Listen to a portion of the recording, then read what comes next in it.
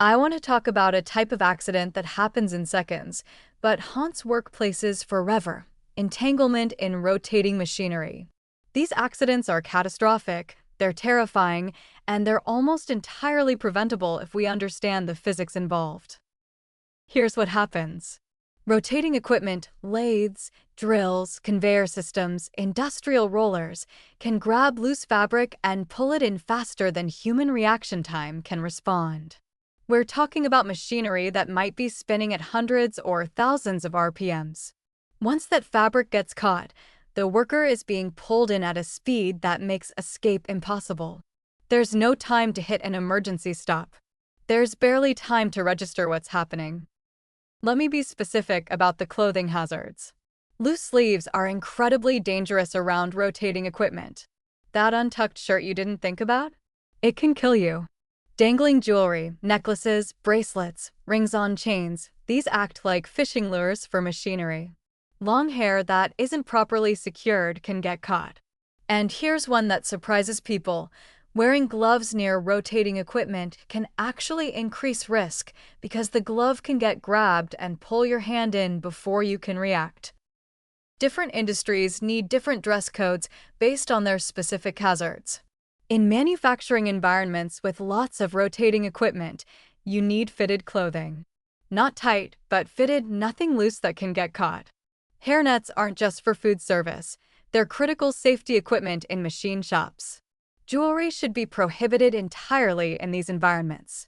And if workers need to wear identification badges, those lanyards need to be the breakaway type that's separate under tension rather than the standard kind that become a strangulation hazard. But clothing is only part of the solution. Engineering controls are even more important.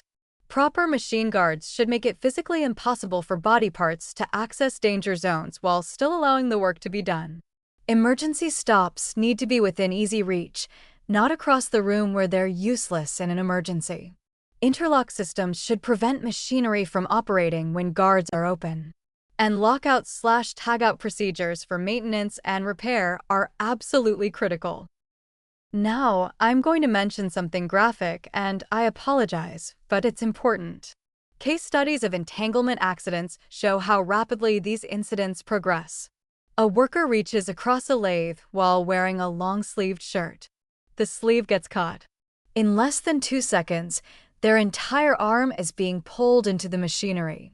The forces involved are so powerful that the person cannot pull away. Their own body weight and strength are nothing compared to the mechanical advantage of the rotating equipment.